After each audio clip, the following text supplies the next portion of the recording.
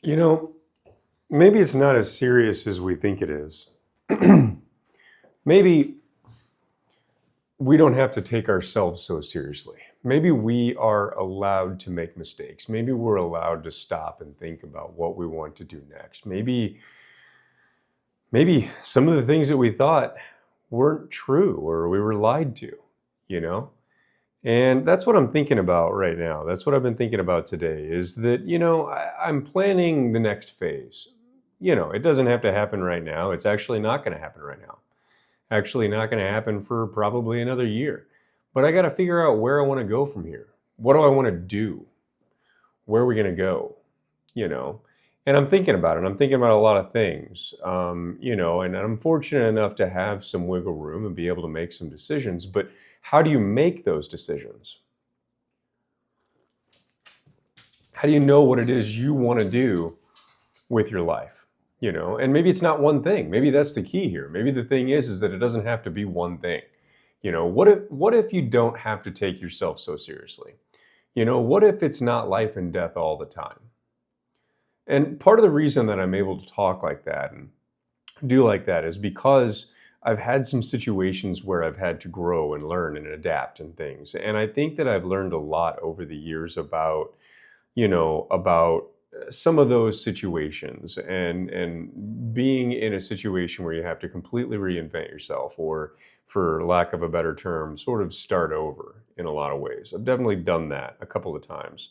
And you make mistakes. You make big mistakes, and sometimes they cost you, and sometimes they are things that you don't think that you're going to recover from, or things happen to you and you don't think you're going to recover from it. But life does move on. The sun will come up tomorrow, and I'm not saying that these things don't suck, because they suck. There's going to be a lot of stuff that sucks, but you'll survive.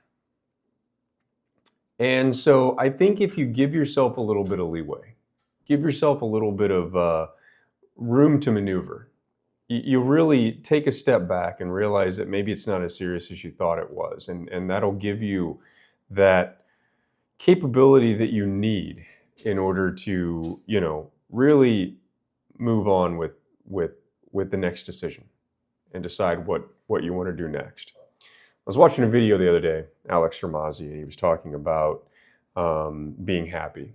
And he said, that when he looks back at his life and realizes what things were happening, what things were going on whenever he was truly happy. And he says that as long as he worked out with somebody that he liked, he ate with someone he liked, and he wrote something, he felt good on those days, as long as those three things happened. Now, I don't think that those three things are the same for me. I usually work out alone, and I usually do eat with people that I like, though. I think that's important to me. I do write something just about every day. This is included. This isn't technically writing, I'm talking, but you get the point. It's all about the same thing. So I do think that it's similar, and I think that if you, part number two here, if you really think about what makes you happy, what is it that you truly do want in life? What is it that those three things, four things, five things, one thing, doesn't matter. You can build this yourself. What are the things that truly make you happy? And then try to fill your life with as much of those things as possible. I think that's important. I think that's a really good step.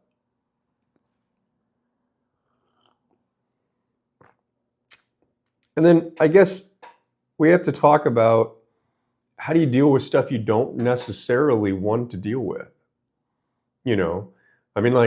Let's be honest, there are definitely things in all of our day that we would get rid of if we could.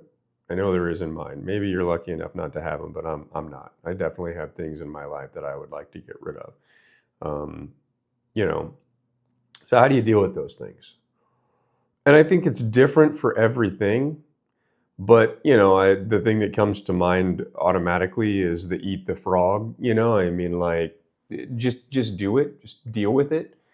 Get up in the morning and maybe knock it out first while your energy is high, or maybe your energy is better in the afternoon and you want to knock it out in the afternoon or something like that. But we all have to deal with things that we don't necessarily want to do. If you own a business, these things are probably, for instance, calling leads, dealing with bad customer bad customers or dealing with customer service and hard conversations that you don't necessarily want to have.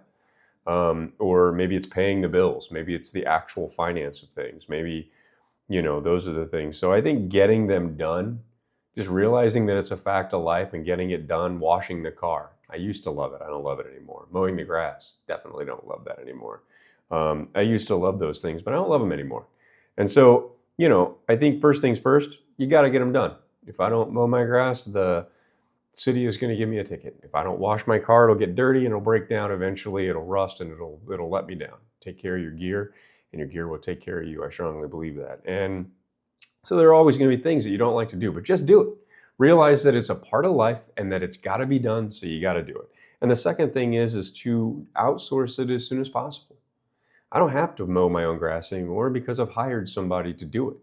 I don't have to wash my own car because there's a place that I can just drive through and wash it. Now, that's probably not the proper way to take care of a car, but it at least is better than doing nothing. We can agree upon that. So outsourcing it as soon as possible is a necessary evil, right? Making sure that you get away from those things as soon as you can. And if you can't get away from them, just do it. Realize it's a fact of life and just get it over with.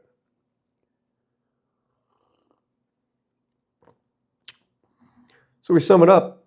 I think we've sort of built a pretty good example of how to build a good life, what you have to do in order to build a good life, what makes sense, how to deal with some of the stuff you don't want to deal with, fill it with the things that you actually want to do it, and even making some decisions along the way of what you want to do next.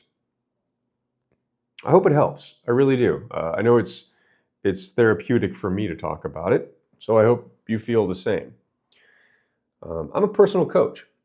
I don't know if you know that or not, but I actually do coach people. Generally, it's business people, but I'm open to talking to individuals as well, coaching them through careers and finances and all kinds of things. So if you're interested in some help, leave a comment. Say, help me, right here. And, the algorithm likes that. Also, comment some of the things that you do that makes your life happy. Some of those things that you think are interesting, some tricks that you picked up along the way or your grandma told you when you were young. I love hearing those things. No matter what you do, you're not the only one out there struggling with it. So find somebody to talk to and talk to them. And just overall, try to make it a joyful life. We only know you get one for sure. I hope you get more, but we get one at least. Make it as joyful as possible and as meaningful as possible and fulfilled as possible. Good luck out there. Thank you very much for watching. We'll see you next time. Goodbye.